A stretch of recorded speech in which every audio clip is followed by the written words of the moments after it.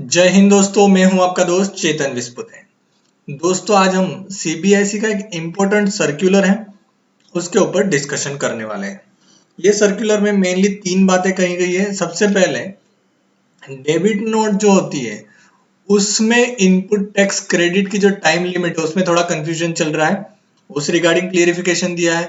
दूसरा क्लियरिफिकेशन दिया गया है कि इनवॉइस जहां पर ई इनवॉइस बना हुआ है और उस इनवॉइस को फिजिकल फॉर्म में ले जाना जरूरी है क्या गुड्स के मूवमेंट के टाइम पर। और तीसरा है रिफंड वाला इश्यू।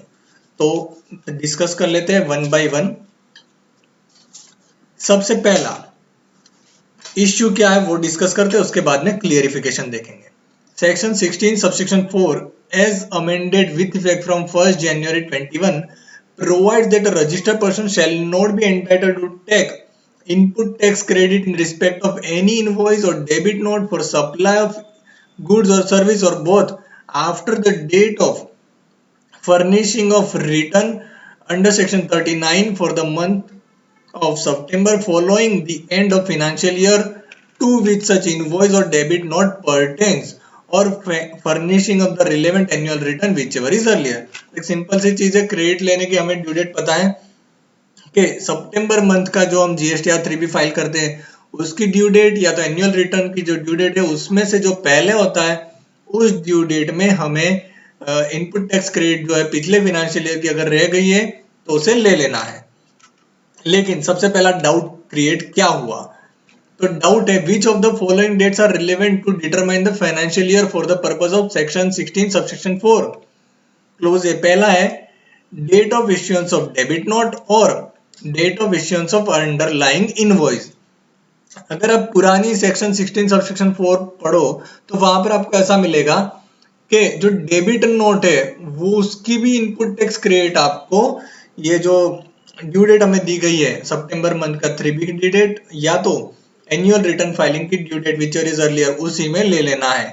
बट अमेंडमेंट में दोनों चीज को डीलिंग कर दिया गया है, जो इनवॉइस की जो डेट है वो और डेबिट नोट की डेट को। पहला डाउट ये। अब दूसरा doubt, whether any availment of input tax credit on or after 1st January 21 in respect of debit note issued either prior to or after 1st January 21 will be governed by the provision of amended section 16 subsection 4 or the amended provision will be applicable only in respect of debit note issued after 1st January 21। दूसरा doubt ये हो गया, suppose करो 1st January 21 से जो rule लग रहा है, नया जो अमेंडेड प्रोविजन है वो लग रहा है, लेकिन किसी ने डेबिट नोट दिसंबर मंथ में दे दी होगी तो उसके लिए क्या रहेगा, कौन सा फाइनेंशियल ईयर काउंट होगा। तो एकदम सिंपल और अच्छा क्लियरिफिकेशन है, ये वेलकम स्टेप है और वेलकम क्लियरिफिकेशन और अमेंडमेंट है। डिस्कस करते हैं क्या है। With effect from 1st January 21 section 16 subsection 4 of the CGST act 2017 was amended by the financial year 2020 so as to delink the date of issuance of debit note from the date of issuance of underlying invoice for the purpose of availing input tax credit। Amendment read कर लेते हैं। अब registered person shall not be entitled to take input tax credit in respect of any invoice or debit note for supplies of goods or service or both after the due date of furnishing of the return under section 39 for the month of September following the end of the financial year to which such invoice or debit note, यहाँ पे देखिए इसको red mark करके strike off कर दिया गया है, invoice relating to such debit note. मतलब इनवॉइस की जो डेट है, इश्यू डेट है उसे और डेबिट नोट की इश्यू डेट है उन दोनों को डीलिंग कर दिया गया। पहले दोनों लिंक थी इसीलिए यहाँ पर कंफ्यूजन था और ये अमेंडमेंट लाना जरूरी था। pertains or furnishing of the relevant annual return whichever is earlier। तो यहाँ से एकदम क्लियर हो गया। आगे एक एग्जांपल है, हम उसे भी पढ़ लेंगे। पहले एग्जांपल पढ़ लेते। Accordingly it is clarified that with effect from 1st January 21 in case of debit note the date of issue of debit note not the date of underlying invoice shall determine the relevant financial year for the purpose of section 16 subsection 4 of the CGST Act।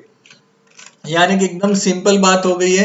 Suppose करो आपने invoice issue कर दिया है financial year 1920 में, लेकिन उसका जो debit note है आपने नेक्स्ट फिनेंशियल ईयर में दिया है, तो वो डेबिट नोट की जो डेट होगी वो पर्टिकुलर फिनेंशियल ईयर काउंट होगा और अगले फिनेंशियल ईयर तक आप उस फिनेंशियल ईयर की जो ड्यू डेट दी गई है तब तक आप इनपुट टैक्स क्रेडिट ले सकते हो। एक example, a debit note dated 7th July 21 is issued in respect of original invoice dated 16th March 21, यानी कि आप देख सकते हो दोनों अलग अलग फिनेंशियल ईयर में इश्यू किए गए डेबिट नोट भी और इनवॉइस भी। As the invoice pertain to financial year 2021, the relevant financial year for availment of ITC in respect of the said invoice in terms of section 16 subsection 4 of the CGST Act shall be 2021। तो इसके लिए जो due date रहेगी वो financial year ये रहेगा 2021। However, as the debit note has been issued in the financial year 21-22, the relevant financial year for the availment of ITC in respect of the said debit note shall be 21-22। तो दोनों का जो जिस time पर invoice या debit note issue हुआ है वो डेट से हमें फिनेंशियल ईयर देखना, एकदम सिंपल सी बात हो गई है। अब अगला देखते हैं, whether carrying physical copy of invoice is compulsory during movement of goods in cases where supplier have issued invoices in the manner prescribed in under rule 48 sub rule 4 of the CGST rule 2017, that is in case of e-invoicing। जहां पर e-invoicing का concept हुआ है, use हुआ है, जिनको compulsory है invoicing use करना, उस केस में क्या फिजिकल कॉपी को साथ में ले जाना जरूरी है?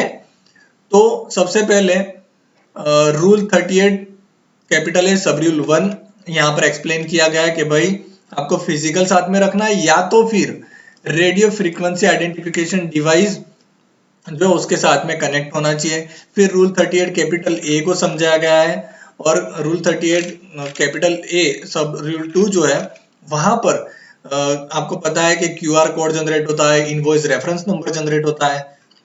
इसलिए फाइनली यहाँ पर दोनों सेक्शन का, दोनों रूल का अगर हम कंबाइन रीडिंग करेंगे तो हमें क्लियरिफिकेशन मिल जाएगा और क्लियरिफिकेशन जो शॉर्ट में यहाँ पर बता दिया गया है।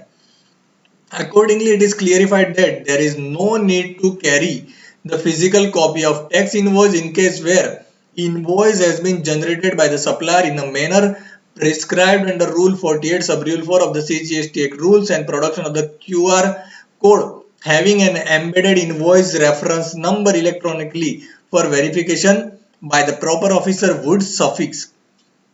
तो एकदम सिंपल और आसान भाषा में कहूं, जहां पर ई इनवॉइसिंग हुआ है उस केस में सिर्फ क्यूआर कोड और क्यूआर कोड के अंदर IRN number, invoice reference number होगा।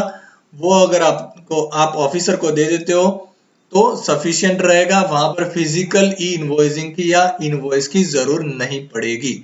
लेकिन ये है सिर्फ ई इनवॉइसिंग के केस में, नॉर्मल इनवॉइसिंग के केस में फिजिकल कॉपी ले जाना जरूरी रहेगा।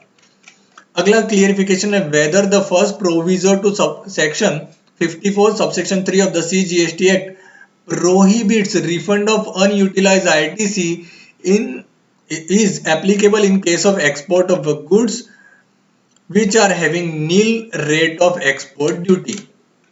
तो सेक्शन 54 सबसेक्शन 3 जो है उसका एक प्रोविजो है, वहां पर रिफंड का जो है प्रोहिबिशन कर दिया गया है कि आपको रिफंड नहीं मिलेगा अनयूटिलाइज ITC के केस में। लेकिन डाउट क्रिएट हो रहा है कि जहां पर nil rate of export duty है उस केस में क्या रहेगा। तो सबसे पहले the term subject to export duty used in first proviso to section 54 subsection 3 of the CGST act means where goods are actually leviable to export duty are suffering export duty at the time of export। Therefore, goods in respect of which either nil rate is specified in second schedule to the custom tariff act or which are fully exempted from payment of export duty by virtue of custom notification or which are not covered under second schedule to the custom tariff act cannot be considered to be subject to any export duty। अब clarification देख लेते हैं। Clarification अगर हमने section ध्यान से आपने सुना हो तो आपको क्लियर हो चुका होगा कि जहां पर नील रेट है एक्सपोर्ट ड्यूटी का, या तो फिर सेकेंड शेड्यूल जो है कस्टम टैरिफ एक्ट का, वहां पर जो स्पेसिफाइड होगा, या तो फिर कोई नोटिफिकेशन से फुल्ली एग्जेम्प्ट कर दिया होगा, तो उस केस में ये जो है first provision to section 54 subsection 3 जो है एप्लीकेबल नहीं होगा और रिफंड वहां पर मिलेगा, रिफंड जो है वो प्रोहिबिट नहीं होगा। तो दोस्तों ये कुछ इंपॉर्टेंट क्लियरिफिकेशन थे सीबीआईसी की तरफ से। आई होप आपको वीडियो अच्छा लगा होगा। अगर अच्छा लगा तो प्लीज लाइक, शेयर और सब्सक्राइब जरूर से कीजिएगा, और नहीं अच्छा लगा तो अनलाइक भी कर सकते हो, उसमें कोई भी प्रॉब्लम नहीं है। तो थैंक यू फॉर वॉचिंग, मिलते हैं अगले वीडियो में। जय हिंद, जय भारत।